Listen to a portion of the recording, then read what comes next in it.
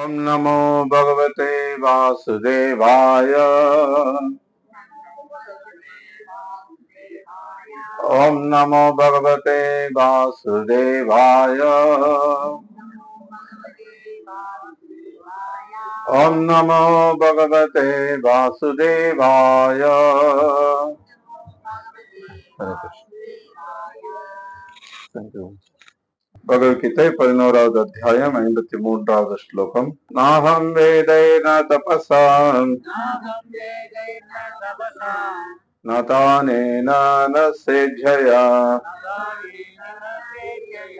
சகேவம் விதோ த்ரஷ்டம் திருஷ்டவானசி மான்யதா. ந என்றுமில்லை, அகம் நான், வேதை வேத கல்வியால், ந என்றுமில்லை, தபசா கடுந்தவங்களால், ந என்றுமில்லை, தானேன தானத்தால், ந என்றுமில்லை, ச மேலும், இஜ்ஜயா வழிபாட்டினால், சக்கிய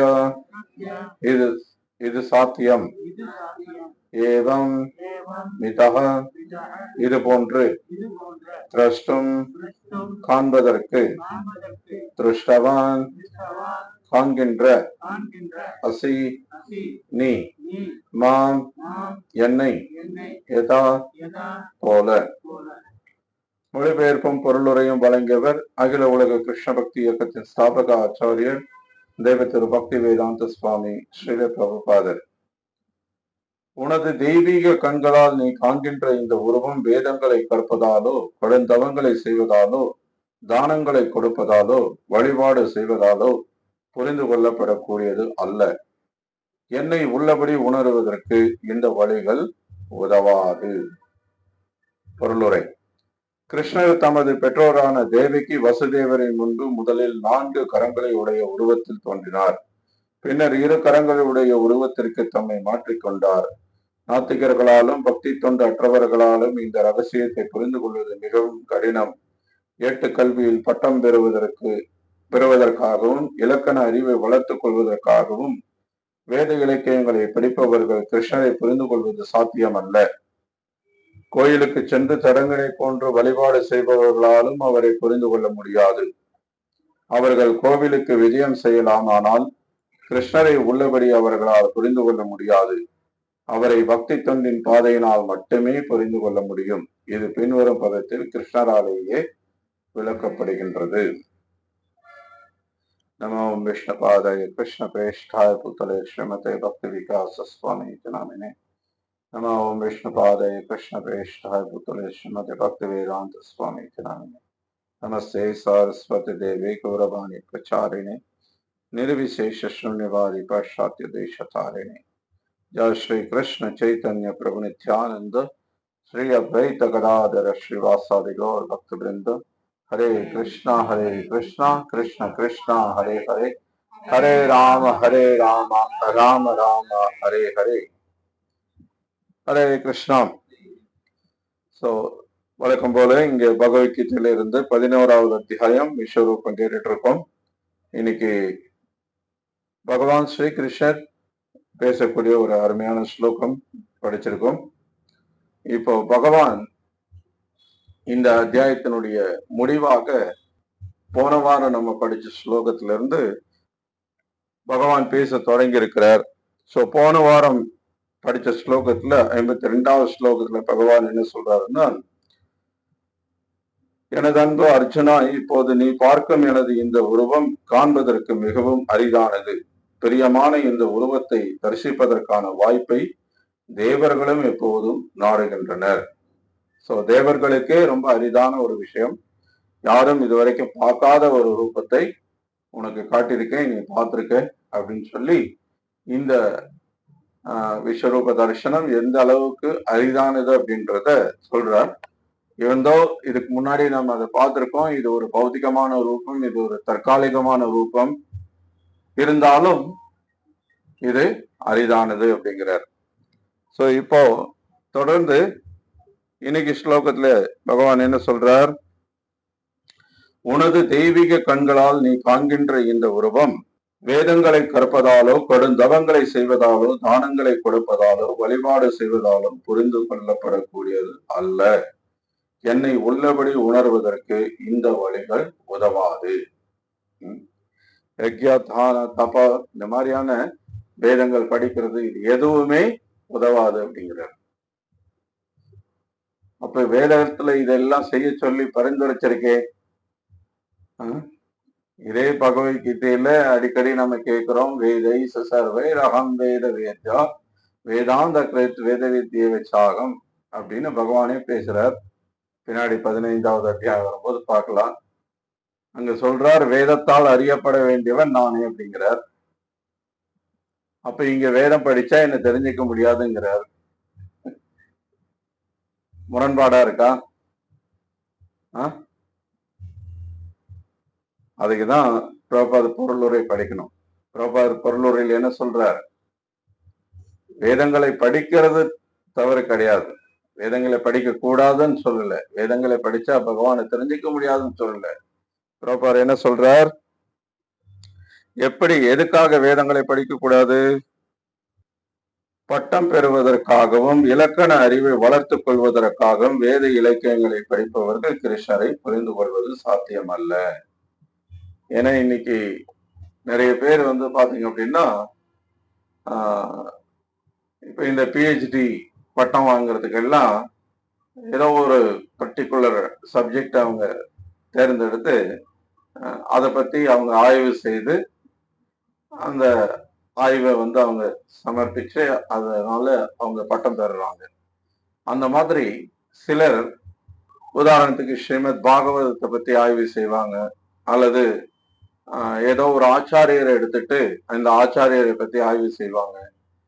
இந்த மாதிரி ஆன்மீக சம்பந்தமான விஷயங்களை கூட அவங்க ஆய்வு செய்து அவங்க என்ன முடிவுக்கு வந்திருக்காங்களோ அந்த முடிவை சொல்லி அவங்க கட்டுரைய சமர்ப்பிப்பாங்க. அந்த மாதிரி நோக்கத்துக்காக என்ன அவங்களுடைய ஒரு பர்சனல் ஒரு ஒரு இதை நிறைவேற்றி கொள்றதுக்காக செய்யும் போதோ, அல்லது வேதங்கள் படிக்கிறது மூலமா சமஸ்கிருத அறிவை வளர்த்துக்கலாம் அப்படின்னு சொல்லி வேறொரு நோக்கத்துக்காக, வேதம் என்ன நோக்கத்துக்காக கொடுக்கப்பட்டிருக்கோ அந்த நோக்கத்துக்காக அதை அணுகாம வேறொரு நோக்கத்துக்காக அணுகும் போது அப்ப வேதம் விரும்பிய பலனை கொடுக்காது, நம்ம எதிர்பார்க்கக்கூடிய பலனை கொடுக்காது. அதுதான் அர்த்தம். அதனாலதான் இங்க சொல்லி இருக்கிற இந்த விஷயங்கள் எல்லாமே பகவான் என்ன சொல்றார் பாருங்க. வேதங்களை கற்பது, தவம் புரிவது, தானம் கொடுப்பது, வழிபாடு செய்வது, இது எதுவுமே உதவாதுங்கிறார். ஆனா இது எல்லாமே வேதத்துல பரிந்துரைக்கப்பட்டிருக்கு. ஆனா இது எப்படி செய்யணுமோ அப்படி முறையாக செய்யும் பட்சத்தில், இது பகவானை திருப்திப்படுத்தும் நோக்கத்தோடு செய்யும் பட்சத்தில், இந்த செயல்களை பகவானை அறிய வேண்டும், பகவானை திருப்திப்படுத்த வேண்டும் என்ற நோக்கத்துல செய்யும் பட்சத்தில் அது உதவி புரியும். இல்ல வேறொரு உள்நோக்கத்தோட இதை நம்ம செய்யறோம், தானம் கொடுக்கிறோம், தவம் புரிகிறோம், வழிபாடு செய்யறோம். பிரபாத பொருளுரையில சொல்றார், எத்தனையோ பேர் கோயிலுக்கு வராங்க போறாங்க, பெருமாள் கோயிலையே பெருமாளையே வழிபடுறாங்கன்னு வைங்க, தேவதா வழிபாடு விட்டுருங்க, போலி சாமியார்களை வழிபடுறதை விட்டுருங்க, பெருமாளையே வழிபட்டும். ஆனா வரும்போது பகவானை அறிந்து கொள்ளணும் உள்ளபடி, அதுதான் நம்ம வாழ்க்கையின் குறிக்கோள் அப்படின்றது இல்லாம எத்தனையோ தேவதா கோயிலுக்கு போய் மக்கள் எப்படி எனக்கு அது வேணும் இது வேணும், இந்த பிரச்சனை தீரணும் அந்த பிரச்சனை தீரணும்ன்ற ஒரு பௌத்திக நோக்கத்தோட மட்டுமே வராங்களோ, அது மாதிரி ஒரு சடங்காக ஒரு வழிபாடு செஞ்சுட்டு போயிட்டா பகவானை தெரிஞ்சுக்க முடியுமான்னா முடியாது. இவந்தோ பகவத்கீதையில நாம் பார்த்தோம் 7வது அத்தியாயத்துல அர்த்தார்த்தி ஜிக்யாசு ஞானி அப்படின்னு 4 விதமான நல்லோர்கள் என்னை அணுகுகிறார்கள் அப்படின்னு பகவான் சொல்றார். இருந்தாலும் அவங்க என்னை அணுகிறதுனால என்னுடைய பக்தர்களுடைய சங்கத்துக்கு வர்றதுக்கு வாய்ப்பு இருக்கு. அதன் மூலமா அவங்க தூய பக்தியை தெரிஞ்சுக்கிறதுக்கு வாய்ப்பு இருக்குன்னு சொல்றாரு. ஆனால் அந்த வாய்ப்பை நம்ம பயன்படுத்திக்கல அப்படின்னா, நம்ம பார்க்கிறோம் நம்மளுடைய இயக்கத்திலே கூட பல பேர் வருவாங்க, நிகழ்ச்சியில பங்கெடுத்துக்குவாங்க. ஏன்னா எல்லாம் நல்ல பக்தர் மாதிரியே இருப்பாங்க. ஆனா பயிற்சி எதுவும் செய்ய மாட்டாங்க. ஜெபம் பண்ண சொன்னா ஜெபம் பண்ண மாட்டாங்க. புக்கு படிக்க சொன்னா புக் படிக்க மாட்டாங்க. பயிற்சி எதுவுமே செய்ய மாட்டாங்க. அப்போ ரொம்ப கஷ்டம். என்ன வழிமுறை நமக்கு பரிந்துரைக்கப்பட்டிருக்கோ அந்த வழிமுறையை பின்பற்றும் பட்சத்துல தான் நமக்கு என்ன இங்க பலன் அடைய முடியும்னு சொல்லப்பட்டிருக்கோ அதை நம்ம அடைய முடியும். ஆப்வியஸா இல்லையா? நான் ஸ்கூல் போறேன் அப்படின்னா போய் கிளாஸ் அட்டன் பண்ணிட்டு வந்துட்டா போதாது. ஏன்னா கவனமா கேட்கணும், மதர் சொல்லி கொடுக்குற பாடத்தை கேட்கணும், கேட்டு ஞாபகம் வச்சுக்கணும். தேர்வு வரும்போது தேர்வு எழுதணும். தேர்வே எழுதல அப்படின்னா எனக்கு யாரு டிகிரி கொடுப்பாங்க, யாரு சர்டிபிகேட் கொடுப்பாங்க? தேர்வே எழுதாம போனா. அந்த மாதிரி தான் வழிபாடுன்னாலுமே கூட அதை நம்ம தவறாக புரிந்து கொள்ளக்கூடாது. இங்க இந்த மாதிரி முறையான வழிமுறையை பின்பற்றாத பட்சத்துல அது உதவாதுங்கிறார். சரி, இப்ப உதவாதுன்னு அதை பத்தி பேசி பெருசா நமக்கு ஒன்றும் உதவி பண்ண போறது கிடையாது. எது உதவும் அடுத்த ஸ்லோகத்துல பிரபுபாதர் இங்க பொருளுரையில சொல்லிட்டார். அடுத்த ஸ்லோகத்துல பகவான் சொல்றார், எனது அன்பு அர்ஜுனா, உன் முன் இருக்கும் என்னை களப்பற்ற பக்தி தொண்டினால் மட்டுமே இது போன்று நேரடியாக காணவும் புரிந்து கொள்ளவும் முடியும். இவ்வழியில் மட்டுமே என்னை பற்றிய உண்மையின் ரகசியங்களிலோ உன்னால் நுழைய முடியும். பக்தியாத்வனன்ய சக்கியமகமேகம் விதோர்ஜனா. பக்தியாத்வனன்யா, அனன்யா, அனன்யான்னா பலநோக்கு செயல்களாலும் கற்பனை ஞானத்தாலும் கலக்காத அனன்ய பக்தி, கலப்பற்ற பக்தி, அது ரொம்ப முக்கியம். பக்தியினால மட்டுமே பகவான் யார் என்பதை நாம் அறிந்து கொள்ள முடியும். அது பகவானே இங்கே சொல்றாரு. அது எப்படிப்பட்ட பக்தியாக இருக்கணும்? கலப்பற்ற பக்தியாக இருக்கணும். கலப்படம் இருக்கக்கூடாது, எந்த உள்நோக்கமும் இருக்கக்கூடாது. பாகவதத்துல சபை பும்சா பரோதர்ம எதோ பக்தி ரதோக்ஷஜ ஆய்த்துக்கு அப்பிரதிகதா ஆத்மா சுப்ரசீதத்தின்னு சொல்லப்படுறது. பக்தி யாருக்கு பண்ணணும்? யாரோ ஒருத்தருக்கு, நமக்கு விரும்பினவங்களுக்கு பக்தி பண்றதா கிடையாது, பகவானுக்கு பண்ணணும். யார் அந்த பகவான்? அதோக்ஷஜா, வீழ்ச்சியை அடையாத பகவான் கிருஷ்ணருக்கு பக்தி பண்ணணும். அது எப்படிப்பட்ட பக்தியாக இருக்கணும்? அஹைத்துக்கு அப்பிரதிகதா, எதிர்பார்ப்பு இல்லாம இருக்கணும். எனக்கு இது வேணும் அது வேணும்னு எதிர்பார்ப்பு இருக்கக்கூடாது. அதே சமயத்துல தடையில்லாத பக்தியாக இருக்கணும். என்ன சூழ்நிலையா இருந்தாலும் சரி, பொருளாதாரத்துல ரொம்ப நுழைஞ்சு போயிட்டோமா, ஆரோக்கியம் இல்லையா, குடும்பத்துல ரொம்ப நெருங்கிய உறவினர் யாராவது இறந்து போயிட்டாங்களா, என்ன சூழ்நிலை வந்தாலும் நமக்கு குரு என்ன வழிமுறையை கொடுத்திருக்காங்களோ, என்ன சாதனை பயிற்சி பண்ணணுமோ அதை எந்த காரணத்தை கொண்டும் விடாம பண்ணணும். பகவானுடைய பக்தி எந்த ஒரு பௌதிக விஷயத்தினாலும் தடுத்து நிறுத்தப்பட முடியாத ஒரு விஷயம். அப்படி தடைபட்டுச்சு அப்படின்னா நம்மளுடைய முன்னேற்றம் ரொம்ப கஷ்டம், நம்ம கிருஷ்ணரை அடைவது ரொம்ப கஷ்டம். அந்த தடையில்லாத பக்திய நம்ம பயிற்சியினால்தான் அதை அடைய முடியும். சிரமங்கள் வரதான் செய்யும். ஒரு உயர்ந்த இலக்கை, ஒரு மிகச்சிறந்த விஷயத்த, வாழ்க்கையில மிக உயர்ந்த குறிக்கோள், அதுக்கு அப்பாற்பட்டு எதுவுமே கிடையாது அப்படின்ற ஒரு விஷயத்த நம்ம அடைய போறோம்னா அது அவ்வளவு எளிதா கிடைச்சிருமா? சாதாரண சின்ன சின்ன விஷயத்துக்கே பல தடைகள் வருது இல்லையா? ஒரு மாணவனுக்கு பரீட்சையில தேர்வு எழுதி பாஸ் பண்றதுன்றது பெரிய சவாலான ஒரு விஷயம்தான்,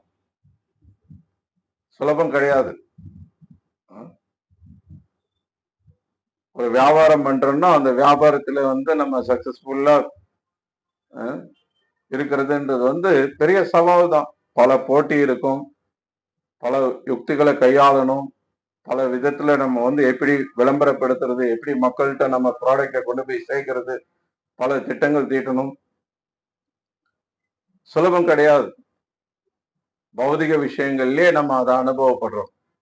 இப்போ இந்த பௌதிகத்துக்கு அப்பாற்பட்டு இருக்கிறதுலே மிக உயர்ந்த ஒரு விஷயம், எந்த பணம் கொடுத்தோ பலத்தாலோ அல்லது அறிவாலோ வேற எந்த விஷயத்தாலோ அடைய முடியாத ஒரு விஷயம், அது பக்தியினாலதான் அடைய முடியும். அப்படின்னா அந்த பக்தி இப்படிப்பட்டதா தான் இருக்கணும்ன்ற ஒரு வரையறை கொடுக்கப்படணும் இல்லையா? அந்த வரையறை தான் இது. எதிர்பார்ப்பு இல்லாத தடையில்லாத பக்தி. அப்பதான் அது சாத்தியம். ஏதோ பக்தின்ற பேர்ல ஏதோ ஒண்ணு பண்ணிட்டு வந்து நான் பகவானை தெரிஞ்சுக்கணும்னா அது கஷ்டம். அப்படி முடியாது. அதனால இங்க இந்த அனன்ய பக்தின்றத வந்து பகவான் தெளிவா சொல்றாரு, களப்பற்ற பக்தி. இது கொஞ்சம் நீண்ட பொருளுரை. இன்னைக்கு எல்லாத்தையுமே நம்ம படிக்க போறது இல்ல. இந்த முதல் பத்தியை மட்டும் கொஞ்சம் பெருசா இருக்கு, அது மட்டும் படிக்கலாம். களப்பற்ற பக்தி தொண்டினால் மட்டுமே கிருஷ்ணரை புரிந்து கொள்ள முடியும். இக்கருத்தினை அவரை பதத்தில் மிகவும் குறிப்பாக விளக்குகின்றார். இவ்வாறு விளக்குவதன் மூலம் மனக்கற்பனையால் பகவத்கீதையை புரிந்து கொள்ள முயற்சி செய்யும் அங்கீகாரமற்ற கருத்துரையாளர்கள் நாம் வெறுமே காலத்தை விரைய செய்து கொண்டிருக்கின்றோம் என்பதை புரிந்து கொள்வார்கள். கிருஷ்ணரையோ அவர் தமது பெற்றோரிடமிருந்து 4 கரங்களுடைய உருவில் தோன்றி உடனே 2 கரங்களுடைய உருவமாக தம்மை எவ்வாறு மாற்றிக்கொண்டார் என்பதையோ எவராலும் புரிந்து கொள்ள முடியாது. இத்தகைய விஷயங்களை வேதங்களை படிப்பதாலோ தத்துவ கற்பனைகளாலோ புரிந்து கொள்வது மிகவும் கடினம். எனவே இத்தகைய விஷயங்களின் உண்மையை நுழைவதோ அவரை காண்பதோ எவராலும் இயலாது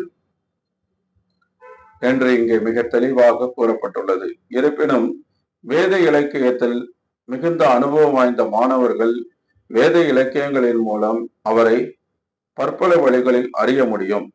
பல்வேறு விதிகளும் கட்டுப்பாடுகளும் உள்ளன. ஒருவன் கிருஷ்ணரை புரிந்து கொள்ள விரும்பினால் அங்கீகரிக்கப்பட்ட இலக்கியங்களில் கொடுக்கப்பட்டுள்ள கட்டுப்பாட்டு விதிகளை கடைபிடிக்க வேண்டும். அத்தகைய கொள்கையின் அடிப்படையில் ஒருவன் தவம் புரியலாம். உதாரணமாக, தீவிரமான தவங்களை மேற்கொள்ள கிருஷ்ணர் தோன்றிய நாளான ஜென்மாஷ்டமி என்றும் 2 ஏகாதசி தினங்களிலும் பௌர்ணமிக்கு பின்வரும் 11வது நாள், அமாவாசைக்கு பின்வரும் 11வது நாள் விரதம் இருக்க வேண்டும். தானத்தை பொறுத்தவரை கிருஷ்ண தொண்டில் ஈடுபட்டுள்ள கிருஷ்ண பக்தர்களுக்கு அது அளிக்கப்பட வேண்டும் என்பது தெளிவு. கிருஷ்ண உணர்வு இச்சமூகத்திற்கு ஒரு மிகப்பெரிய வரப்பிரசாதமாகும். தானம் வழங்குபவர்களிலேயே மிகவும் கருணை வாய்ந்தவர் என்று பகவான் சைத்தன்ய ரூப கோஸ்வாமியை பாராட்டுகிறார். ஏனெனில் எளிதில் அடைய முடியாத கிருஷ்ண பிரேமியினை அவர் அனைவருக்கும் தாராளமாக விநியோகித்தார். எனவே எவரேனும் தனது பணத்தில் ஒரு சிறு பங்கினை கிருஷ்ண உணர்வினை விநியோகிப்பதில் ஈடுபட்டுள்ள நபர்களிடம் கொடுத்தால் கிருஷ்ண உணர்வினை பரப்புவதற்காக கொடுக்கப்பட்ட அந்த தானம் உலகிலேயே மிகச்சிறந்த தானமாக கருதப்படுகிறது. மேலும் ஆலய வழிபாட்டினை இந்தியாவில் உள்ள கோயில்களில் பெரும்பாலும் விஷ்ணு அல்லது கிருஷ்ண விக்கிரகங்கள் இருக்கின்றன. விதிமுறைப்படி மேற்கொள்பவன் பரமபுருஷ பகவானுக்கு மரியாதையுடன் வழிபாடு செய்வதால் முன்னேறுவதற்கான வாய்ப்பை பெறுகிறான். இறைவனின் பக்தி தொண்டின் ஆரம்ப நிலையில் இருப்பவர்களுக்கு ஆலய வழிபாடு அத்தியாவசியமானதாகும். இது வேத இலக்கியத்திலும் ஸ்வேதஸ்வத்திர உபநிடத்தில் உறுதிப்படுத்தப்பட்டுள்ளது. இதுக்கப்புறம் இருக்கிறத அப்புறம் படிக்கலாம். இப்போ இந்த பகுதி பொருளுரையில இந்த பத்தியில ஆக்சுவலி இதுக்கு முன்னாடி ஸ்லோகத்துல கிருஷ்ணன் சொல்லியிருக்கிற விஷயத்த இங்க பிரபுபாதர் இன்னும் கொஞ்சம் விரிவாக விளக்குறார்.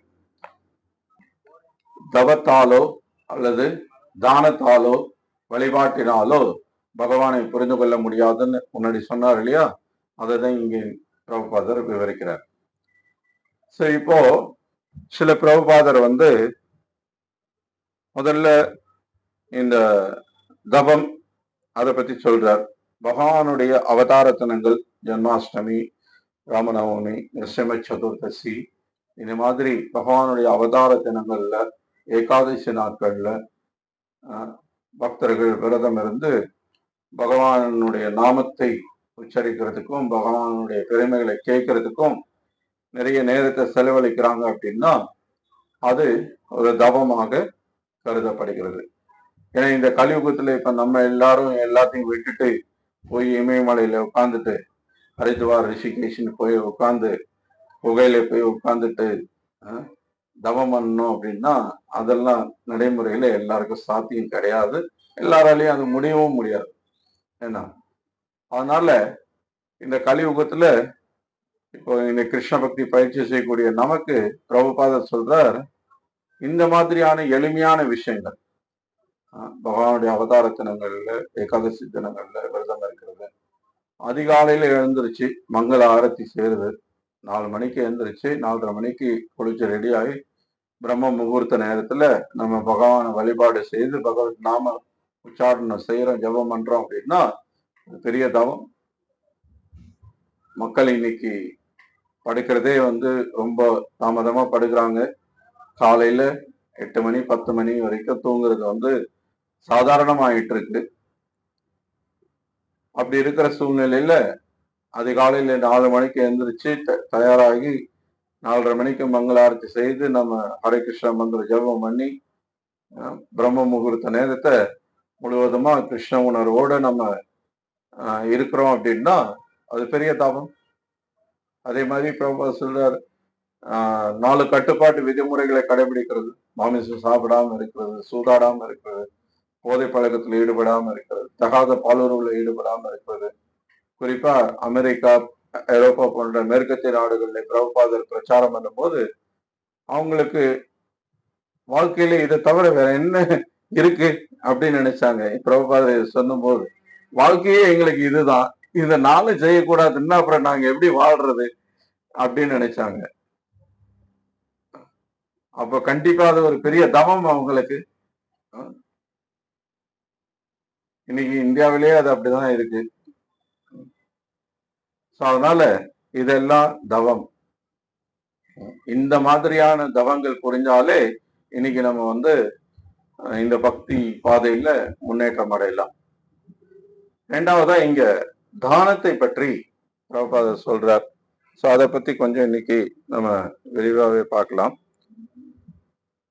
ஸோ தானம் அப்படின்னா பொதுவா இன்னைக்கு நம்ம நிறைய விஷயங்கள் கேட்டிருப்போம். நிறைய பேர் தானம் கொடுக்குறாங்க. தானம் கொடுக்கறதுன்றது வந்து சாஸ்திரங்கள்ல பரிந்துரைக்கப்பட்டிருக்கிற ஒரு விஷயம்தான். பொதுவாக தானம் என்பது யாரிடம் இருக்கிறதோ இல்லாதவர்களுக்கு இருக்கிறவர்கள் கொடுக்கிறது தானம்னு பொதுவாக நம்ம பார்க்கிறோம். இப்போ தானம் அப்படின்னு எடுத்துட்டோம்னா பல வகையான தானம் இருக்கு இல்லையா? இன்னைக்கு மக்கள் பல இடங்கள்ல பல விதமான தானங்களை கொடுக்குறாங்க. அன்னதானம் நிறைய இடங்கள்ல நிறைய பேர் கொடுக்குறாங்க. அப்புறம் வந்து என்ன பண்றாங்க, உடை தானம் கொடுக்குறாங்க.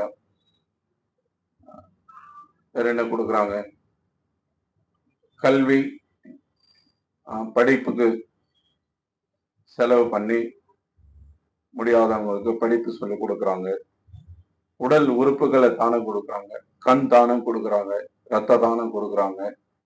இந்த மாதிரி தானம் வந்து பல விதங்கள்ல எப்பவுமே முற்காலத்திலையும் சரி இப்பவுமே கொடுக்கப்பட்டு வருது. இந்த தானம் வேதத்திலையும் பரிந்துரைக்கப்பட்டிருக்கு. இது ஒரு நல்ல ஒரு புண்ணிய செயல்தான். ஆனால் இந்த தானம் இன்னைக்கு கொடுக்கிற மாதிரியான தானமா வேதத்துல பரிந்துரைக்கப்பட்டிருக்கிறது, அதுதான் வேத கலாச்சாரத்துல மக்கள் பின்பற்றி வந்த விஷயமா அப்படின்னு கேட்டா கண்டிப்பா இல்லை. இன்னைக்கு வந்து நிறைய இடங்கள்ல இன்னைக்கு பெரிய கார்பரேட் நிறுவனங்கள்ல கூட வந்து தானம் கொடுக்கறத வந்து ஊக்குவிக்கிறாங்க. இப்போ ஒரு பெரிய மைக்ரோசாஃப்ட் மாதிரியான ஒரு கார்பரேட் கம்பெனில வேலை செய்யறாங்க அப்படின்னா, அந்த வேலை செய்யக்கூடியவங்க ஏதாவது ஆஹ், ஒரு அனாதை ஆசிரமத்துக்கோ அல்லது ஒரு ஆஹ், குழந்தைங்க படிப்புக்காகவோ அல்லது வேற ஏதோ ஒரு மருத்துவமனைக்கோ ஏதோ ஒரு தானம் கொடுக்குறாங்க, டொனேஷன் கொடுக்குறாங்க அப்படின்னா, அதை அந்த கார்பரேட் நிறுவனமே ஊக்குவிக்குது. இப்போ வேலை செய்யறவங்க 1000 ரூபாய் டொனேஷன் கொடுக்குறாங்கன்னா, அவங்க கம்பெனில இருந்து ஒரு 1000 ரூபாய் கொடுத்து 2000 ரூபாயா கொடுக்க சொல்றாங்க. அந்த மாதிரி எல்லாம் இன்னைக்கு ஊக்குவிக்கப்படுது.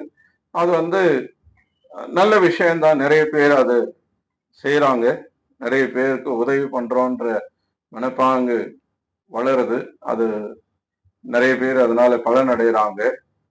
ஆனா உண்மையிலேயே இப்படிப்பட்ட தானம் யார் வேணா எப்ப வேணா எதுக்கு வேணா கொடுக்கலாமா அப்படின்னா அது வேதம் பரிந்துரைக்கல. பாகுபாடு இல்லாம தானம் கொடுக்கறது வேதத்துல பரிந்துரைக்கப்படல. தானம் இருக்கு, ஆனா எல்லா தானமும் ஒன்னும் ஆயிடாது. யார் எப்ப எதுக்கு தானம் கொடுத்தாலும் அதெல்லாம் ஒரே மாதிரி பலனை கொடுத்துறாது. சோ அதனால இப்போ முதல்ல பகவத்கீதையில பகவான் 18வது அத்தியாயத்துல வெவ்வேறு விதமான தானத்தை குறிப்பிடுறார். சத்துவ குணத்துல கொடுக்கக்கூடிய தானம் அல்லது ரஜ குணத்துல கொடுக்கக்கூடிய தானம் அல்லது தம குணத்துல கொடுக்கக்கூடிய தானம்னு பிரிச்சு சொல்றார். பலனை எதிர்பார்க்காமல் கடமையை நிறைவேற்றுவதற்காக தகுந்த நபருக்கு முறையான இடத்தில் முறையான காலத்தில் கொடுக்கப்படும் தானம் சத்துவ குணத்தில் இருப்பதாக கருதப்படுகிறது. புரியுதா? பலனை எதிர்பார்க்க கூடியது. ஏன்னா 100 ரூபாய் டொனேஷன் கொடுத்துட்டு அதை போட்டோ எடுத்து 500 ரூபாய் செலவு பண்ணி போட்டோ ஃப்ரேம் பண்ணிட்டு வீட்டு முன்னாடி வாசல்லே மாட்டி வைக்கிறது அப்படி கிடையாது. அல்லது இன்னைக்கு ஏன்னா ஒரு வேளை சாப்பாடு வாங்கி ஒருத்தங்களுக்கு கொடுத்துட்டு அதை பின்னாடியே ஒருத்தரை வச்சு கேமரா கொண்டு போட்டோ வீடியோ எடுத்து அதை ஃபேஸ்புக்லயோ இன்ஸ்டாகிராம்லயோ போஸ்ட் பண்ணி அதுக்கு நான் பண்ண இந்த இதுக்கு ஒரு 1000 லைக்ஸ் வேணும், குறைஞ்சது எல்லாரும் லைக்ஸ் போடுங்க அப்படின்னு கெஞ்சிருது. அந்த மாதிரியான எதிர்பார்ப்போட செய்யறதெல்லாம் இங்க சத்துவ குண தானமாக சொல்லப்படல. அதே மாதிரி தகுந்த நபருக்கு முறையான இடத்தில் முறையான காலத்தில் கொடுக்கப்படும் தானம் அப்படின்னா என்ன அர்த்தம்? யாருக்கு வேணா தானம் கொடுக்கறத சொல்லல, எங்க வேணா தானம் கொடுக்கறத பத்தி சொல்லல, முறையான நேரத்துல கொடுக்கணும் அப்படின்றதெல்லாம் சொல்லப்பட்டிருக்கு. அதே மாதிரி பிரதி உபகாரத்தை எதிர்பார்த்து ஏதேனும் பலனை விரும்பி அல்லது விருப்பமின்றி கொடுக்கப்படும் தானம் ரஜகுணத்தில் இருப்பதாக கருதப்படுகிறது. முன்னாடியே நம்ம சொன்ன மாதிரி ஏதோ ஒரு எதிர்பார்ப்போடு கொடுக்கறது அல்லது விருப்பம் இல்லாம கொடுக்கறது. சில சமயத்துல பாத்தீங்க அப்படின்னா வீட்டுல இருக்கிற பெரியவங்க ஏதோ பாரம்பரியமா ஒரு வழக்கம் கடைபிடிச்சிட்டு இருப்பாங்க. அதை செய்யணுன்றதுக்காக அது நம்ம குழந்தைகளுக்கு அந்த புண்ணியம் சேரட்டும்னு சொல்லி அவங்க பிள்ளைங்களை அதை செய்ய சொல்லுவாங்க. அவங்களுக்கு அதுல விருப்பமே இருக்காது. சோ அந்த மாதிரி விருப்பம் இல்லாம அல்லது வேற ஏதோ ஒரு காரணத்தினால விருப்பம் இல்லாம செய்யறது, இதெல்லாம் ரஜோகுணத்துல இருக்கக்கூடிய தானமாக சொல்லப்படுது. அதே மாதிரி தூய்மையற்ற இடத்தில் முறையற்ற காலத்தில் தகுதியற்ற நபர்களுக்கு அல்லது தக்க கவனமும் மரியாதையும் இன்றி வழங்கப்படும் தானம் தம குணத்தை சேர்ந்ததாக கருதப்படுகின்றது.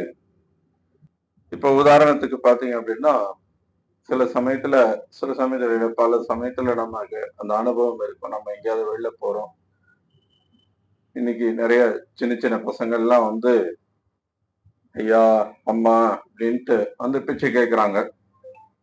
குறிப்பா ரயில்ல பயணம் பண்ணும்போது பாத்தீங்க அப்படின்னா நிறைய பேர் அது மாதிரி வருவாங்க, அடுத்து வந்துகிட்டே இருப்பாங்க. அந்த மாதிரி சமயத்துல ரொம்ப தர்ம சங்கடமான ஒரு சூழ்நிலையா இருக்கும்.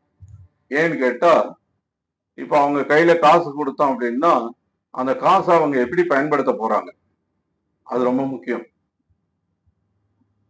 உண்மையிலேயே அவங்களுக்கு பசிக்குது, அந்த காசை அவங்க ஏதோ ஏன்னா சாப்பாட்டுக்கு செலவு செஞ்சு அதை சாப்பிட போறாங்க அப்படின்னா அதனால ஒன்றும் பெரிய பாதிப்பு கிடையாது. ஆனா எல்லா சமயத்திலயும் அது அப்படி நடக்குதான்னா இல்லை. உதாரணத்துக்கு பாத்தீங்க அப்படின்னா நமக்கு நடந்த ஒரு அனுபவம். ஒரு முறை இது மாதிரி ரயில்ல பயணம் பண்ணிட்டு இருக்கோம். ஒரு ஸ்டேஷன்ல வந்து வண்டி நிக்குது. ஒரு சின்ன பையன், ஒரு 10 வயசு 12 வயசு பையன் வந்து கெஞ்சறான். உடம்பெல்லாம் ரொம்ப அப்படியே சாப்பாடாம எலும்பெல்லாம் அப்படியே தெரியுது. ரொம்ப பாக்குறதுக்கே பாவமா இருக்கு. சரி அப்படின்னு சொல்லிட்டு ஒரு 5 ரூபாய் எடுத்து கொடுத்தா நேரா ஏன்னா அந்த கோச்சிக்கு ஆப்போசிட்ல இருக்கிற கடையில போயிட்டு அவன் என்ன பண்றான், பீடி வாங்குறான்.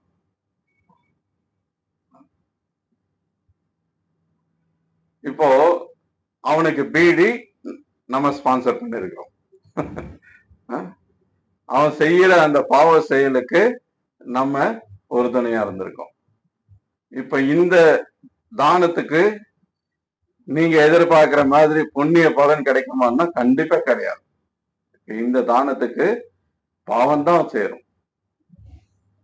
அதுதான் இங்க சொல்லப்பட்டிருக்கு.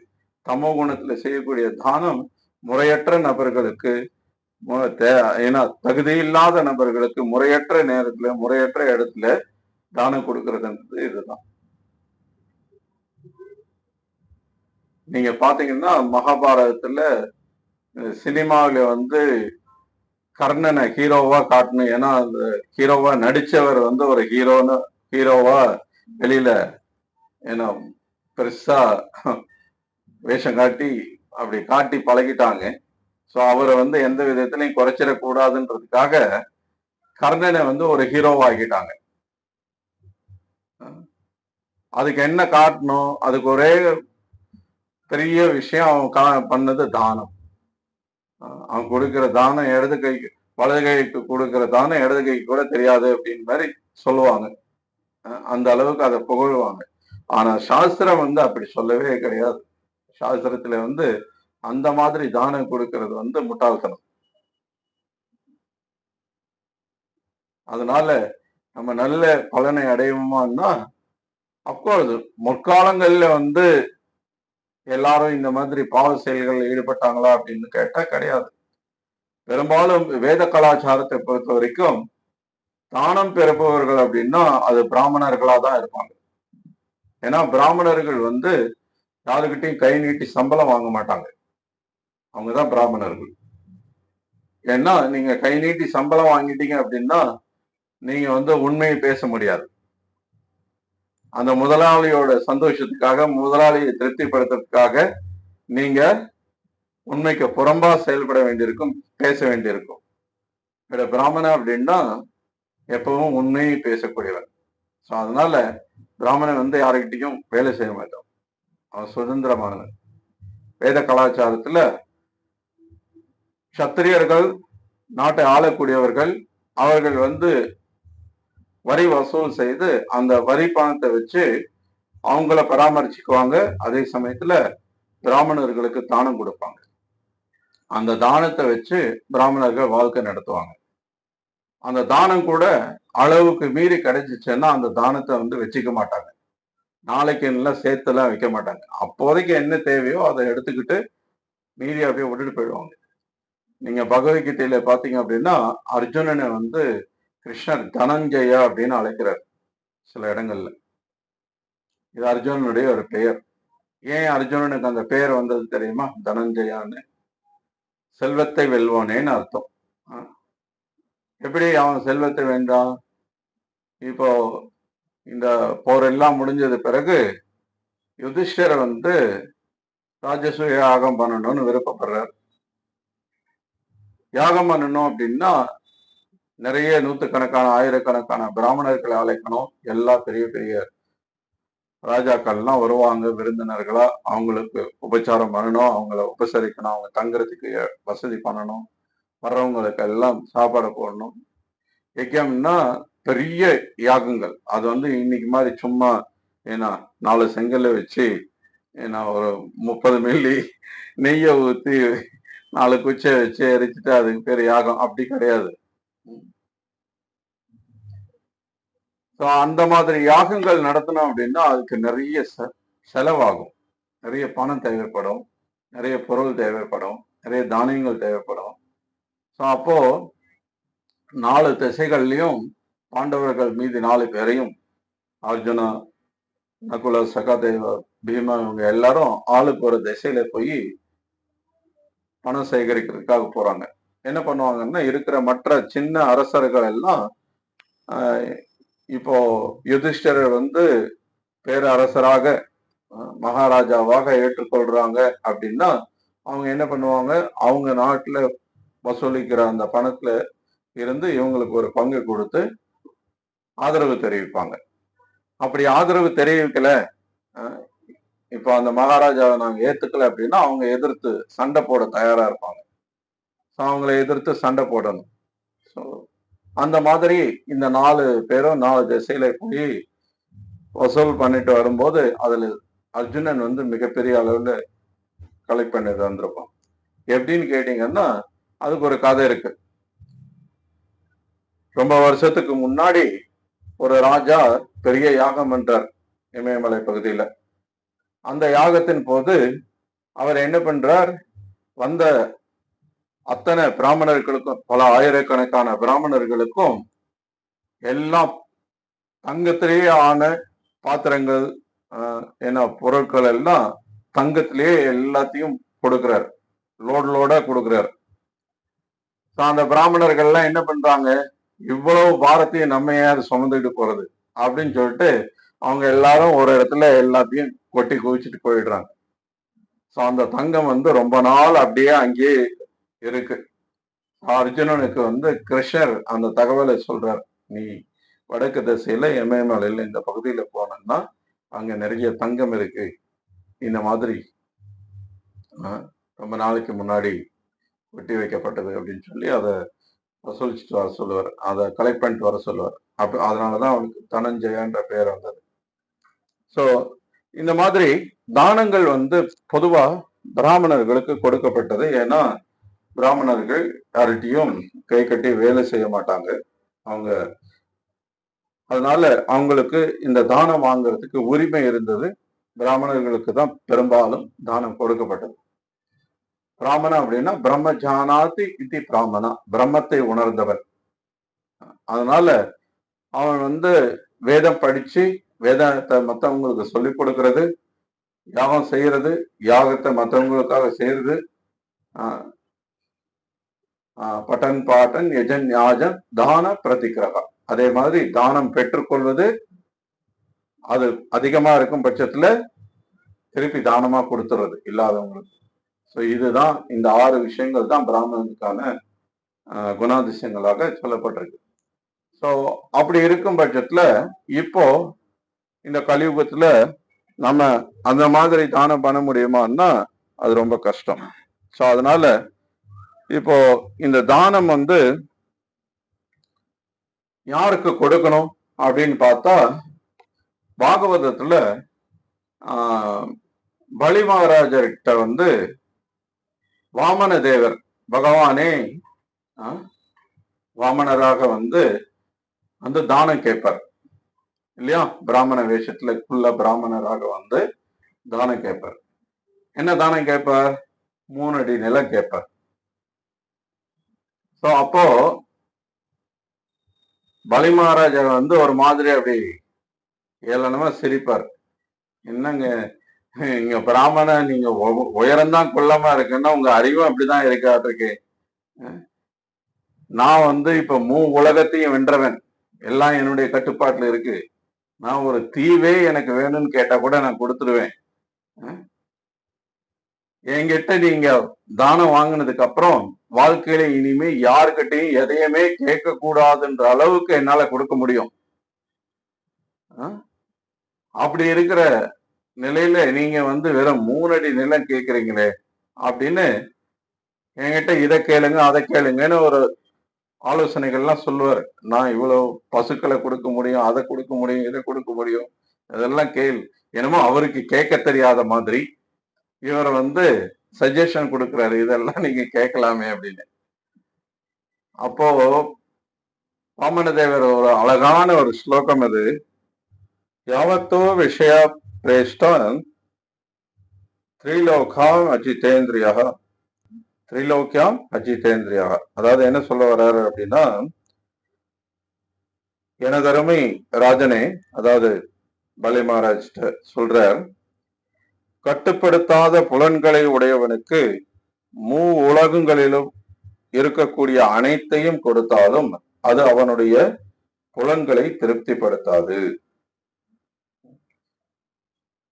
இப்ப நீங்க இந்த உலகத்துக்கும் ராஜான்னு சொல்லிட்டு இருக்கீங்க இல்லையா, பூர் புவா ஸ்வா சொர்க்கலோகம் உட்பட எல்லாத்தையும் உன்னுடைய கட்டுப்பாட்டுல வச்சுட்டு இருக்கேன்னு சொல்றீங்க. இந்த உலகத்துல இருக்கிற அனைத்தையும் கொடுத்தா கூட யாருடைய புலன்கள் கட்டுப்படுத்தப்படாமல் இருக்கோ அவனுடைய புலன்கள் திருப்தி அடைய போவது கிடையாது. அப்போ நான் அதிகமா கேட்டு என்ன பிரயோஜனம்? இப்ப என் புலன்கள் கட்டுப்படுத்தப்படலைன்னா, நான் போதுன்ற மனப்பான்மையில இல்லை அப்படின்னா எவ்வளவு கொடுத்தாலும் நான் திருப்தி அடைய போறது கிடையாது. அப்ப நான் பெருசா கேட்கணும்னு நீ ஏன் எதிர்பார்க்கிற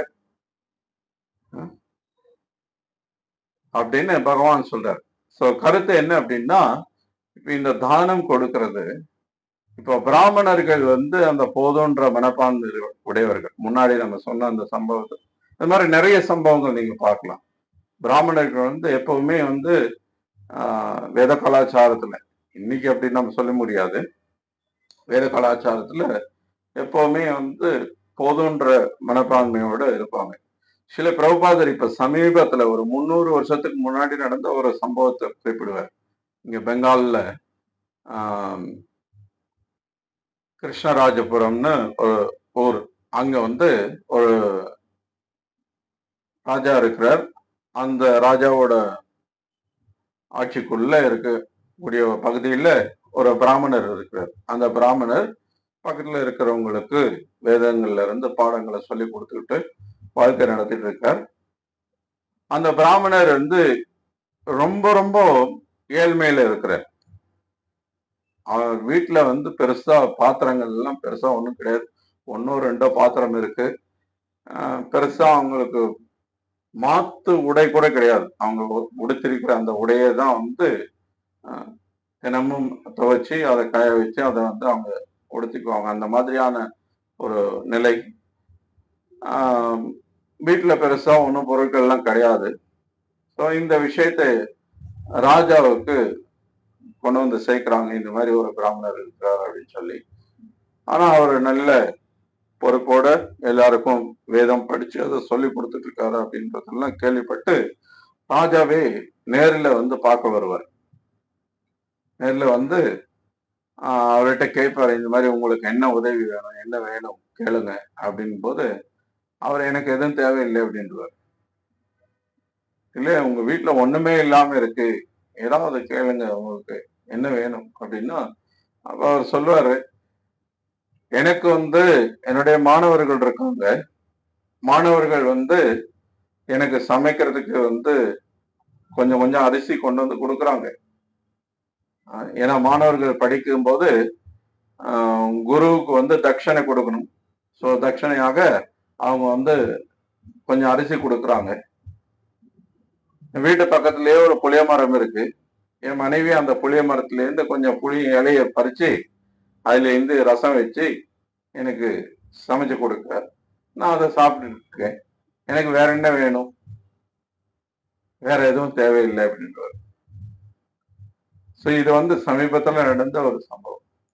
ஸோ இந்த மாதிரி இருக்கும்போது அவங்களுக்கு நீங்க தானம் கொடுத்தீங்க அப்படின்னா அந்த தானம் துஷ்பிரயோகம் செய்யப்படாது, புலனின்பத்துக்காக ஈடுபடுத்தப்படாது. அப்போ அதனால தானம் கொடுக்கிறவங்களும் பலன் அடைறாங்க, தானம் பெறுபவரும் பலன் அடைறாங்க. ஆனால் இன்னைக்கு சூழ்நிலை அப்படி இருக்கா அப்படின்னு பார்த்தோம்னா அது ஒரு பெரிய கேள்விக்குறிவுதான். சோ அதனால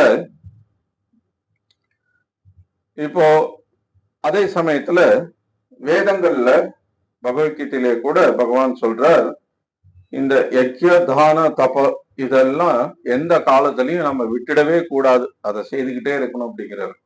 இப்போ உதாரணத்துக்கு பகவத்கீதையில சொல்றாரு, யக்ய தான தப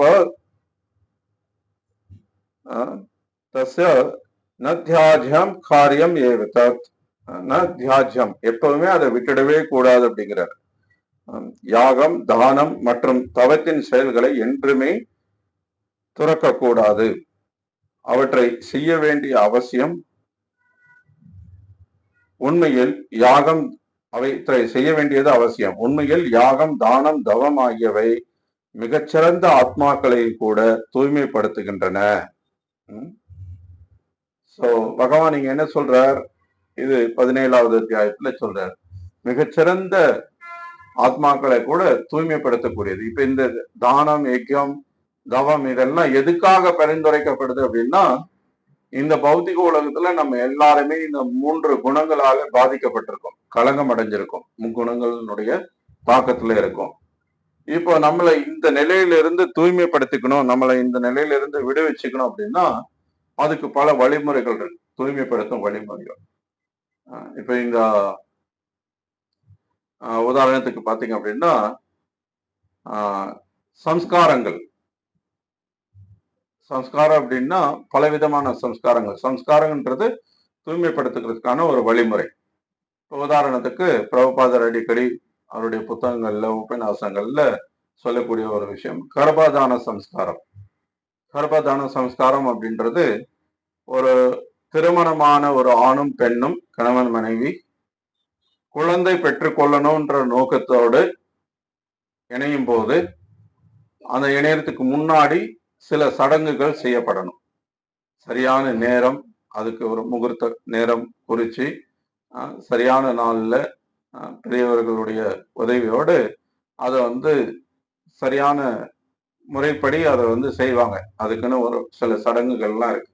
அந்த சடங்குகள் மூலமா அதை செய்யறது கர்ப்பதான சம்ஸ்காரம்னு சொல்லப்படுது. இப்போ உதாரணத்துக்கு நம்முடைய இயக்கத்துல பயிற்சி செய்யக்கூடிய பக்தர்களுக்கு பிரபுபாதர் சொல்றார், திருமணமான ஒரு ஆணும் பெண்ணும் குழந்தை ஈன்றெடுப்பதற்காக மட்டுமே இணையணும். அப்படி இணையும் பட்சத்துல அவங்க அதுக்கு முன்னாடி 50 சுற்றுக்கள் இந்த ஹரே கிருஷ்ணா மந்திரம் ஜபம் பண்ணணும் அப்படிங்கிறார். அந்த நாள்ல அவங்க அதுக்கு முன்னாடி 50 சுற்றுக்கள், இப்ப எப்படி தினசரி நம்ம 16 சுற்றுக்கள் ஜபம் பண்றோமோ அது மாதிரி 50 சுற்றுக்கள் ஹரே கிருஷ்ணா மந்திரம் ஜபம் பண்ணணும். ஐடியா என்ன? இப்ப இந்த மாதிரி நம்ம ஒரு சடங்கை பின்பற்றி, ஒரு வழிமுறையை பின்பற்றி செய்யும் போது அது தர்மத்துக்கு உட்பட்ட காமம் ஆகிறது. அது காமம் என்பது புலனின்பமான ஒரு விஷயமாக கருதப்பட்டாலும் கூட பகவான் சொல்றார் பகவத்கீதையிலே, அந்த மாதிரி தர்மத்துக்கு உட்பட்ட காமம் நானே அப்படிங்கிறார். காமோஸ்மி பரதர்ஷபா, அந்த காமம் நானே. ஏன்னா அந்த காமம் ஒரு உயர்ந்த நோக்கத்துக்காக, குழந்தை ஈன்றெடுத்து அந்த குழந்தையை கிருஷ்ண உணர்வில் வளர்க்க வேண்டும். ஏதோ குழந்தைய பெத்து போட்டா போதாது. என்ன இன்னைக்கு பெத்து போடுறதே பெரிய ஒரு கேள்விக்குறியான விஷயமா இருக்கு. அதுவே நடக்கிறது இல்லை. நிறைய கருத்தடை சாதனங்கள், அது இதுன்னு நிறைய இன்னைக்கு பாவகரமான செயல்கள் செய்துட்டு இருக்காங்க மக்கள். ஆனால்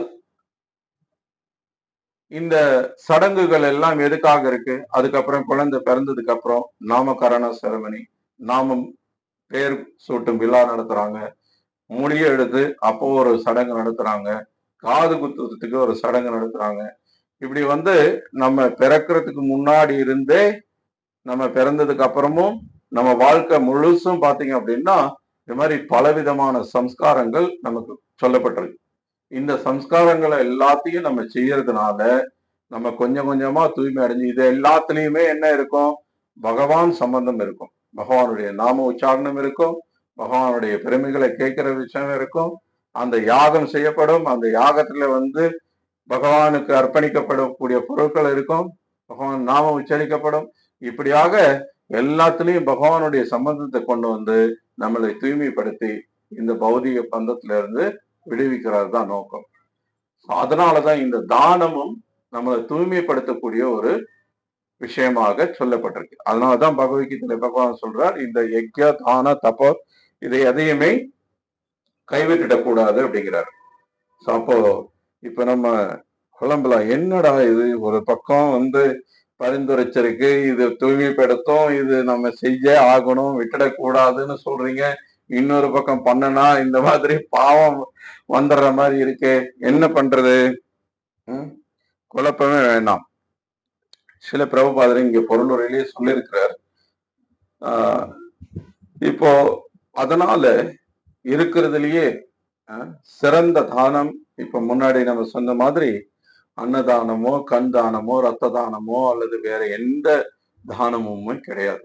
ஏன்னா இந்த தானங்கள் எல்லாமே, ஏன்னா நீங்க கொடுக்கக்கூடிய இந்த பேரளவிலான கல்வியா இருக்கட்டும், எல்லாமே வெறும் இந்த சரீரத்துக்கான ஒரு விஷயம் இல்லையா?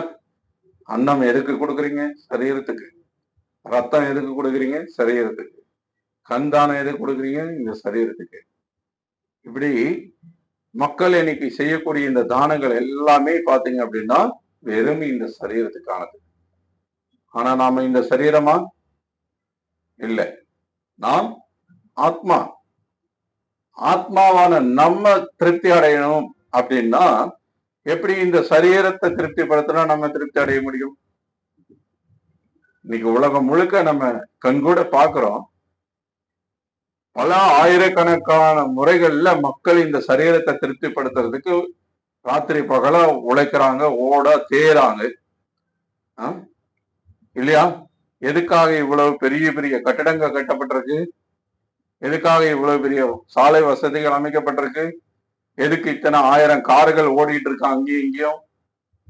எதுக்கு இவ்வளவு பெரிய பெரிய டவர் எல்லாம் கட்டி இன்னைக்கு இந்த செல்போன் எல்லாம் கொடுத்து எல்லாம் இது எல்லாம் எதுக்காக? எப்படியாவது இந்த சரீரத்தை திருப்திப்படுத்திடணும் இல்லையா? ஆனா திருப்தி யாராவது அடைஞ்சிருக்காங்களா இது வரைக்கும்? யாராவது ஒருத்தர் சொல்ல முடியுமா, நான் கம்ப்ளீட்டா சாட்டிஸ்ஃபைடுங்க, என் லைஃப்ல இனிமே எனக்கு எதுவுமே தேவையில்லை? யாராவது ஒருத்தரை காட்டுங்க பார்க்கலாம். கிடையாது. துரதிருஷ்டவசமா உலகத்துல இருக்கக்கூடிய பெரும்பாலான மக்கள் என்ன நினைக்கிறாங்கன்னா, அம்பானி மாதிரி, பில்கேட்ஸ் மாதிரி நம்ம வந்து பெரிய கோடீஸ்வரன் ஆயிட்டோம் அப்படின்னா, உலக பெரிய பணக்காரன் ஆயிட்டோம்னா நம்ம வந்து சந்தோஷமா இருப்போம்னு நினைக்கிறாங்க. ஆனா அவங்கள பாருங்க, அந்த கோடீஸ்வரங்க என்ன பண்ணிட்டு இருக்காங்க? உங்களை விட அதிகமா உழைச்சிட்டு இருக்காங்க. சம்பாதிக்கிறத நிறுத்திட்டாங்களா என்ன? உலக பெரிய பணக்காரன் ஆயிட்டேன்னு சொல்லி எந்த பணக்காரனாவது சம்பாதிக்கிறத நிறுத்தி பார்த்திருக்கீங்களா? கிடையாது. கடைசி மூச்சு இருக்கிற வரைக்கும் சம்பாதிச்சுட்டே தான் இருக்காங்க. அப்படின்னா என்ன அர்த்தம்? திருப்தின்றது ஒண்ணு இல்லவே இல்லவே இல்லை. ஏன்னா அவங்க திருப்தியை வந்து ஆத்மாவுக்காக செய்யவே கிடையாது. எதையும் எல்லாமே வெறும் இந்த சரீரத்துக்காக செய்யறாங்க. சோ அதனால என்ன பண்ணணும்? தானத்தை மூலமா நம்ம திருப்தி அடையணும் அப்படின்னா அந்த தானம் கிருஷ்ணர் சம்பந்தத்துல இருக்கும், கிருஷ்ண உணர்வுக்காக இருக்கும். அதுதான் இங்க பிரபா சொல்றார். கிருஷ்ண உணர்வு பிரச்சாரத்துக்காக இப்போ கிருஷ்ணர் கோயில் கட்டுறோம். சேலத்துல வந்து ராதா கோகுலநந்தர் கோயில் பெரிய அளவுல கட்டிட்டு இருக்கோம். கடந்த 10 வருஷத்துக்கு மேல ப்ராஜெக்ட் நடந்துட்டு இருக்கு. உங்க எல்லாருக்கும் தெரியும். பெரிய கற்கோயில், கிட்டத்தட்ட ஒரு 40 கோடி ரூபாய் பக்கம் இது வரைக்கும் செலவு பண்ணிருக்கோம். பெரிய ப்ராஜெக்ட். இப்போ அந்த கோயில்னால அடுத்து வரக்கூடிய குறைஞ்சபட்சம் ஒரு 1000 வருஷத்துக்கு அந்த கோயிலுக்கு வரக்கூடிய அத்தனை மக்களும் பலனடைய போறாங்க. ஏன்னா அங்கு கிருஷ்ண உணர்வு பிரச்சாரம் நடக்க போகுது. அது வந்து வெறும் சடங்கா மக்கள் வந்துட்டு போறதுக்கான ஒரு இடமா இல்லாம அங்க வரக்கூடியவங்களுக்கு பகவத்கீதை உபன்யாசம், பாகவத் உபன்யாசம், பகவான் யார், நம்ம யார், நமக்கும் பகவானுக்கு உள்ள உறவு என்ன, இது எல்லாத்தையும் நம்ம பிரச்சாரம் பண்ண போறோம். ஆல்ரெடி நடந்துட்டு இருக்கு. இன்னும் அதிகம் அளவுல, பெரிய அளவுல அது நடக்கும். அப்ப என்ன ஆகுறது?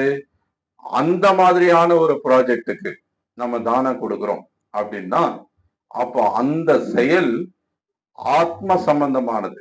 ஏன்னா பகவானுக்கு நம்ம ஒரு சேவை பண்றோம் அப்படின்னா அந்த சேவை ஆத்ம திருப்தியை கொடுக்குது. முன்னாடியே நம்ம சொன்னோம் இல்லையா, பாகவத ஸ்லோகம், எதோ பக்தி ரதோக்ஷதே அகைத்துக்கி அப்பிரதிகதா ஏ ஆத்மா சுப்ரசீததி. ஆத்ம திருப்தி அப்படின்றது எப்ப வரும் அப்படின்னா அது பகவான் கிருஷ்ணரை திருப்திப்படுத்தும் போது மட்டும்தான். வேற எந்த விதத்திலையும் ஆத்ம திருப்தியை நம்ம அடைய முடியாது. அதுக்கு குறுக்கு பாதையெல்லாம் ஒண்ணும் கிடையாது. என்ன இன்னைக்கு வந்து ஒரு அரசியல்வாதி வேணா நினைக்கலாம், என்கிட்ட இத்தனை 1000 கோடி இருக்குது, நான் வேணா கொஞ்சம் லஞ்சம் கொடுக்குறேனே, கிருஷ்ணன்கிட்ட ரெக்கமெண்டேஷன்லாம் அங்க வேலைக்கே ஆகாது. ஒன்லி அனன்ய பக்தி, இது மட்டும்தான் ப்ராசஸ், இது மட்டும்தான் வழி. சோ இப்ப இங்க நம்ம நிகழ்ச்சி நடத்துறோம். இந்த நிகழ்ச்சி நடத்துறதுக்கு பக்தர்கள் உதவி பண்ணலாம். இங்க வந்து இன்னும் இந்த நிகழ்ச்சியை விரிவுபடுத்துறதுக்கு உதவி பண்ணலாம். பிரபாதர் வந்து ஒரு பொருளுரையில சொல்றாரு, இப்போ எந்த ஒரு விஷயமா இருந்தாலும் அந்த விஷயத்தை நடத்துறதுக்கு நமக்கு ஒரு இடம் தேவைப்படுது, பொருளாதார உதவி தேவைப்படுது, ஆட்களுடைய உதவி தேவைப்படுது. ஸோ இந்த மாதிரி பல விதங்கள்ல இந்த கிருஷ்ண பக்தி பிரச்சாரத்துக்கும் நமக்கு உதவி தேவைப்படுது. அந்த மாதிரியான விதத்துல நம்மள குறிப்பா பணம் இருக்குன்னா அந்த பணம் கொடுத்து நம்ம உதவி பண்றோம் அப்படின்னா அது இங்க தானமாக கருதப்படுது. இந்த தானம் உலகிலேயே மிகச்சிறந்த தானம். இப்ப தானம் கொடுக்கணும்னு நினைக்கிறவங்க தப்பான எண்ணம் உடையவர்கள் நம்ம சொல்ல வரல. ஆனால் எது சரியான தானம்னு தெரியாம இருக்காங்க. அது துரதிருஷ்டவசமான ஒரு விஷயம். இப்போ அடுத்தவங்களுக்கு நல்லது பண்ணணும்னு நினைக்கிறோம்னா அது கண்டிப்பா நல்ல விஷயம்தான். ஆனால் அதுக்கு முதல்ல எது நல்லதுன்னு நமக்கு தெரிஞ்சிருக்கணும் இல்லையா? எது நல்லதுன்னு தெரியாம நம்ம செய்யறோம்னா அதுவே நம்ம அவங்களுக்கு செய்யக்கூடிய தீங்காவும் அமையும். இப்ப நான் சொன்ன மாதிரி அந்த பையனுக்கு 5 ரூபாயை கொடுத்து பீடி வாங்க வச்ச மாதிரி நம்ம வாங்க சொல்லல, அது அப்படி ஆயிடுச்சு. ஏன்னா முறையில்லாத இடத்துல தகுதி இல்லாத நபருக்கு கொடுக்கப்பட்ட தானம் ஆயிடுது. ஸோ முறையான நபருக்கு, முறையாக தகுதி வாய்ந்த ஒரு நபருக்கு நம்ம தானம் கொடுக்கும் பட்சத்துல அந்த பணம் முறையாக கிருஷ்ண சேவைக்காக செலவழிக்கும் பட்சத்துல அந்த தானம் பெற்று கொண்டவரையும் அந்த சேவையில் ஈடுபடுத்தினதுக்காக தூய்மைப்படுத்துது, தானம் கொடுத்தவரும் தூய்மை அடைகிறார். அந்த தானத்தின் மூலமா செய்யப்பட்ட அந்த கோயில் அல்லது வேற ஏதோ ஒரு பிரச்சாரத்துல நம்மளை ஈடுபடுத்துறோம் அப்படின்னா அந்த நிகழ்ச்சியில பங்கு கொள்ளக்கூடிய அத்தனை பேருக்கும் அதுல பலன் இருக்கு. நாளைக்கு அந்த கோயில்ல வந்து இப்ப நம்ம ஒரு 1000 2000 என்ன நம்மளால முடிஞ்சத ஒரு டொனேஷன் கொடுக்குறோம் அப்படின்னா அந்த கோயில் 1000 வருஷம் இருக்க போதுன்னா அந்த 1000 வருஷத்துக்கு வரக்கூடிய அத்தனை மக்களும் பலனடைய போறாங்க அப்படின்னா அதுல நம்மளும் ஒரு பங்கா இருக்கும். அதனாலதான் முன்னோர்கள் வந்து பாத்தீங்க அப்படின்னா குறிப்பா நம்ம தமிழ்நாட்டுல இவ்வளவு பெரிய பெரிய பிரம்மாண்டமான கோயில்கள் இங்கே நீங்க பார்க்கலாம். கரூர்ல இவ்வளவு பெரிய சிவன் கோயில் இருக்கு, பசுபதீஸ்வரர் கோயில் எவ்வளவு அற்புதமா பண்ணிருக்காங்க. ஏன் இப்படி பண்ணணும்? எதுக்காக இவ்வளவு ஒரு கோயில் கட்டுறதுன்னு இப்ப நமக்கு தெரியுது. என்ன ஒரு தூணு செஞ்சு முடிக்கிறதுன்னா இன்னைக்கு வந்து எல்லாம் மிஷின் வச்சுதான் நம்ம கட் பண்றோம் எல்லாமே. அதுக்கே பல நாட்கள் பல மாதங்கள் ஆகிறது ஒரு தூண் செஞ்சு முடிச்சு. ஆனா அன்னைக்கு எல்லாம் வந்து இன்னைக்கு மாதிரி அந்த கிரேன் கிடையாது, இந்த மாதிரி இயந்திரங்கள் கிடையாது.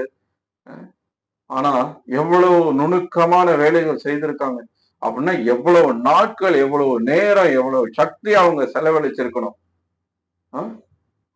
அப்போ அன்னைக்கு இருந்த அந்த ராஜாக்கள் வந்து அவ்வளவுத்தையும் செலவழிச்சு இந்த கோயிலை கட்டிருக்காங்க அப்படின்னா அப்ப அது எவ்வளவு முக்கியத்துவம் வாய்ந்ததா அவங்க கருதி இருப்பாங்க. யோசிச்சு பாருங்க.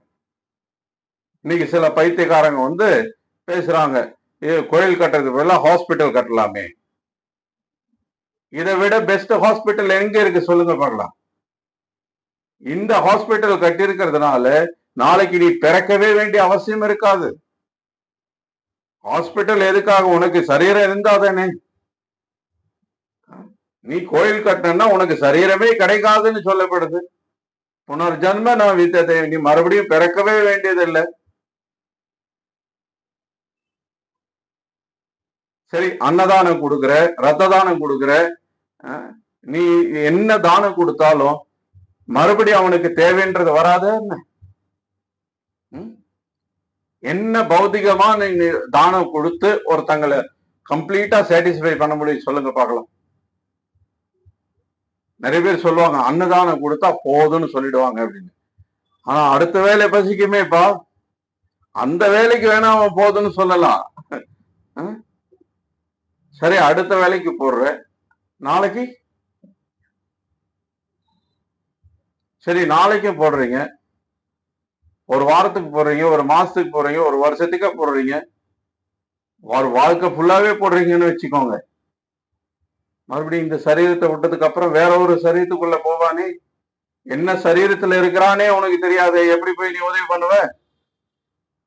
நீ என்ன சரீரத்துல இருக்க போறியோ நீ எப்படி உதவி பண்ணுவ? எவ்வளவு காலம் அவன் பின்னே போய் அவனுக்கு நீ செஞ்சுட்டு இருக்க முடியும்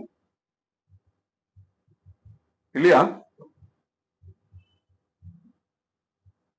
ஒருத்தர் பயங்கரமா புஷ் பண்ணாரு நம்மள, நீங்க கண் தானம் பண்றவங்களுக்கு ஊக்கம் கொடுக்குற மாதிரி ஒரு விளம்பரப்படுத்துங்க, இங்க கோயில்ல அனௌன்ஸ் பண்ணுங்க, நாங்க அதுக்கு டொனேஷன் கொடுத்து நாங்க உங்களுக்கு ஹெல்ப் பண்றோம் அப்படின்னாங்க. அப்ப நம்ம சொன்னோம், கண் தானம் பண்றீங்கன்னா அதனால என்ன பண்ண போறாங்க மக்கள்? இன்னைக்கு ஒருத்தனுக்கு கண் இல்லாம இருக்கு, அவனுக்கு கண்ணு கொடுத்தான், அந்த கண்ணை வச்சு அவன் என்ன பண்ண போறான்? இன்னைக்கு வரைக்கும் எதையும் பார்க்காத இருந்தவன் நாளைக்கு முதல்ல டிவி வாங்கி வச்சுக்குவான். என்ன அந்த டிவியில என்ன பாக்குறான்? காம, குரோதா, லோபா, மோகா, மதம், ஆச்சரியம், என்னெல்லாம் பார்க்க கூடாதோ அதை தான் பார்ப்பான் ஃபர்ஸ்ட்.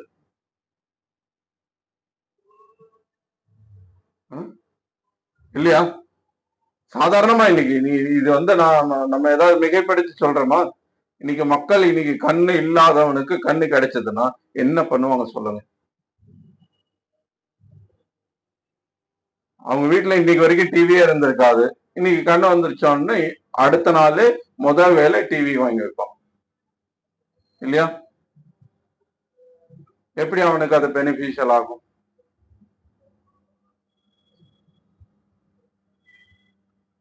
இது மாதிரி தான் இன்னைக்கு பலிமகராஜ் வாமன தேவர் சொல்ற மாதிரி, கட்டுப்படுத்தப்படாத புலன்கள் இருக்கிறவங்களுக்கு நீங்க என்ன கொடுத்தாலும் அவன் திருப்தி அடைய போறது கிடையாது. அது புலன் இன்பத்துல அவன் மேலும் மேலும் அதிகமா பேராசை அடைஞ்சு இன்னும் வேணும் வேணும்னு தான் நினைப்பான், அவன் திருப்தி அடையவே போறது கிடையாது. அதனாலதான் முன்னோர்கள் எல்லாம் வேத கலாச்சாரத்துல தான பிராமணர்களுக்கு கொடுத்தாங்க. ஏன்னா அவங்க புலன்களை கட்டுப்படுத்தினவங்களா இருந்தாங்க. சமா தமா தபா சௌட்டம் சாந்திரார்ஜம் வச்ச ஞான விஞ்ஞான சகிதம் பிரம்ம கர்ம ஸ்வபாவஜம், இதெல்லாம் அவங்களுடைய குணாதிசயங்களா இருந்தது. அதனால அவங்க தகுதி வாய்ந்த நபர்களா இருந்தாங்க, அவங்களுக்கு கொடுக்கப்பட்டது. பட் இப்போ நமக்கு இருக்கிற ஒரே ஆப்ஷன் இந்த மாதிரி பக்தி பிரச்சாரத்துக்காக செய்யறது மட்டும்தான் தானம். மற்றபடி நம்ம எந்த தானம் பண்ணினாலும் அது எப்படிப்பட்ட தீங்கா நமக்கு அமையும்னு நம்மளால கற்பனை கூட பண்ணி பார்க்க முடியாது. ஏன்னா அவ்வளவு மோசமான ஒரு சூழ்நிலை இருக்கு. நம்ம பண்ணக்கூடிய ஒவ்வொரு தானமும் அந்த அளவுக்கு நமக்கு மோசமான விஷயமா அமையறதுக்கு வாய்ப்புகள் இருக்கு. ஏன்னா இன்னைக்கு சமுதாயம் அந்த மாதிரி அமைஞ்சு போச்சு. அதனால இன்னைக்கு தானம்னு நம்ம பண்ணலாம் அப்படின்னா அதுக்கு ஒரே ஆப்ஷன், நமக்கு பெஸ்ட் ஆப்ஷன் இருக்கிறதுலே பெஸ்ட். இப்ப தானம் பண்ணணும்னு நினைக்கிறோம் அப்படின்னா அது பெஸ்டா இருக்கிறதுலே பெஸ்டா நம்ம பண்றது தானே புத்திசாலித்தனம். என்ன பெஸ்ட்ன்னு நம்ம தெரிஞ்சு பண்ணோம்னா அது அதை விட பெரிய விஷயம் வேற என்ன இருக்க முடியும்? உதவி பண்றதுன்னு ஆயிடுச்சு, அப்ப ஏன் இருக்கிறதுல பெஸ்டான உதவி நம்ம செய்யக்கூடாது? இப்போ ஒரு நபருக்கு இந்த கிருஷ்ணரை பற்றின அறிவை கொடுத்து ஆத்ம ஞானத்தை கொடுத்து அவனை மறுபடியும் இந்த உலகத்துல பிறக்காம இருக்க வைக்கிறத விட பெஸ்டா நீங்க வேற ஏதாவது செஞ்சிட முடியுமா? வேற எதுவும் செய்ய முடியாது உங்களால. மற்றது எல்லாமே இந்த சரீரம் முடியும் போது எல்லாம் முடிஞ்சு போயிடும். மேக்சிமம் இந்த சரீரம் இருக்கிற வரைக்கும் தான். அப்படியே நீங்க பண்றத கூட பெரும்பாலும் அது புலனின்பத்துக்காக ஈடுபடுத்தும் போது நீங்க செய்யற அந்த தானத்தின் மூலமா அது என்ன ஆகுது? அவனுக்கும் அது நல்ல பலனை கொடுக்க போறது கிடையாது, அதை செஞ்ச உங்களுக்கும் நல்ல பலனை கொடுக்க போறது கிடையாது. அப்போ உலகத்திலேயே மிகச்சிறந்த தானம் கிருஷ்ண உணர்வுக்காக கொடுக்கிறது, கிருஷ்ண பக்தி பிரச்சாரத்துக்காக கொடுக்கிறது, கிருஷ்ணனுடைய புத்தகங்களை அச்சிட்டு வெளியிடுறதுக்காக கொடுக்கப்படுறது. அது நம்மள இந்த வாழ்க்கையில மட்டும் இல்ல, அடுத்த வாழ்க்கையிலையும் ஆனந்தமா வாழ வைக்க போகுது. ஏன்னா அது நிரந்தரமான ஒரு சேவை, நிரந்தரமான ஒரு தானம். ஹரே கிருஷ்ணா. பகவத்கீதை உண்மை உறவில் கீ இச்சாய், ஸ்ரீல பிரபுபாத கீ இச்சாய்.